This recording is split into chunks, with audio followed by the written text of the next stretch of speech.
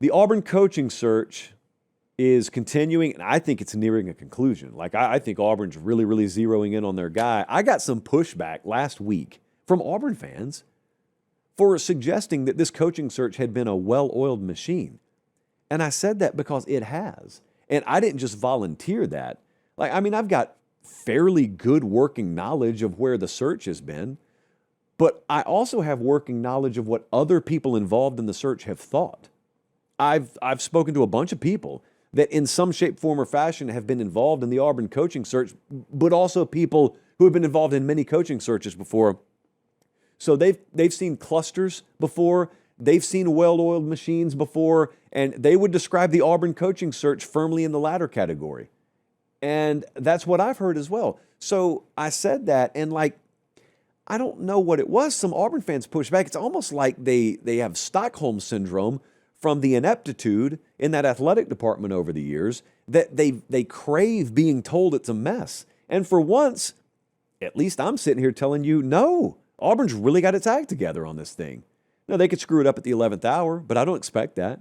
So I think they're really close. I mean, I think there's some I's to dot, some T's to cross, but I really think they've zeroed in on the handful of qualified candidates for the job. So like that could be John Sumrall, and you could get that thing done immediately after Tulane's season is over. Now, Tulane could be in a conference championship game. They could be in the playoff. I think there's a plan in place for how that would be handled if Sumrall gets the job. If Sumrall doesn't get the job, I think they've got their solid 2 and 3 options in place. I think they've vetted everyone. I think they've had this done for several days. So I think that's where they are. I also think because of that, this time next week, we'll probably be on the precipice of getting an announcement from Auburn, or we will have an announcement from Auburn. I mean, I really would be surprised if by Sunday after the Iron Bowl, we didn't have traction on that front or it wasn't imminent. So, like, I think they'll be ready for that. DJ Durkin is the interim head coach down there right now. Now, it had been my personal opinion, going off no information and just going on feel, that I thought DJ Durkin was not really a candidate for the job. This was a couple of weeks ago when I was saying this. But I got corrected by people who would know, because I didn't, that he is very much in play. And I can tell you even right now, DJ Durkin is still very much in play for this. To what degree, that's anyone's guess. I'm not John Cohen. I'm not running the search. But I'll tell you, DJ has gotten a look and will get a look. Now, he is auditioning as the head coach right now for the job.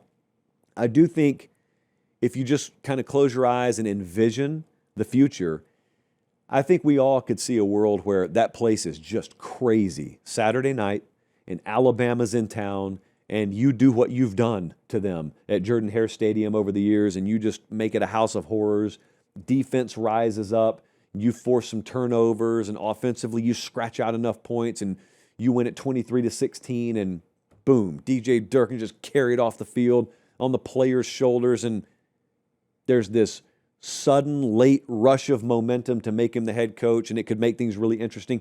I could easily see that. This is college football, and I could absolutely see that. Hey, really quick timeout. We'll get right back to the video. Do me one favor. Make sure you're subscribed. It helps us keep the show free. It helps us keep the lights on. It helps us keep doing college football year-round, and we appreciate it. All right, back to the video. My guess is it won't go that way, but not because he's not a serious candidate. So I didn't want to correct that from a couple of weeks ago. The other thing I wanted to say is I wanted to kind of correct, in my opinion, the misnomer about what kind of job this is. The Auburn job's a phenomenal job. The Auburn job gets painted with this broad brush from past stereotypes that I don't think reflects that place currently at all. I think the Auburn job's really a job where you're set up to succeed. The roster's good. If you get the right guy in there, I think you'd have a surprising level of retention. If you get the right front office folks in there, there's no lack of resource. The other good thing about Auburn, you just earmuff yourself in Tuscaloosa and Athens, is Auburn sort of sells itself. It's a really good place. I grew up really close to Auburn. So Auburn kind of sells itself. You get folks on campus there. I mean, if you're even competitive, I don't want to use a golf joke. This is no shot at Hugh Freeze. This is like a metaphor a lot of people use. If you can just get within a 9-iron of the other places, Auburn sometimes is enough to get Auburn across the finish line, especially if you got the right guy there, you got the right staff there. So It may very well be John Summerall. If it is, that's a huge win. It's a huge win because a John Summerall or any of a number of these guys whose names have been at the forefront coaching for Auburn as it's properly aligned would be a home run.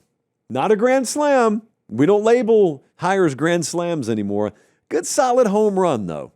I think that's what we could see there. I got to give credit. I got to go with the Tom Fornelli line. I got no clue if it'll work out. None of us have the magic 8 ball. Auburn University, from its standpoint, has put Auburn University has put Auburn in as good a position in this coaching search as any of the last several coaching searches that they've operated there. And if you don't remember how those have gone, they've been varying degrees of disaster. Back in 2009, late 2008, they fired now a sitting senator, Tommy Tuberville. All this is real life, by the way. And then they operated a coaching search. Bama had hired Nick Saban. Bama was about to go win a national title, and they had resurrected their program, and there's a lot of heat on the powers that be down at Auburn. Jay Jacobs, I think, was the athletic director there, friend of the program, Jay Jacobs. And so they start their own coaching search. They go to Ames, Iowa, which a lot of universities should be doing right now, to interview the sitting head coach at Iowa State. His name was Gene Chizik. He was 5-19. The plane lands at Auburn.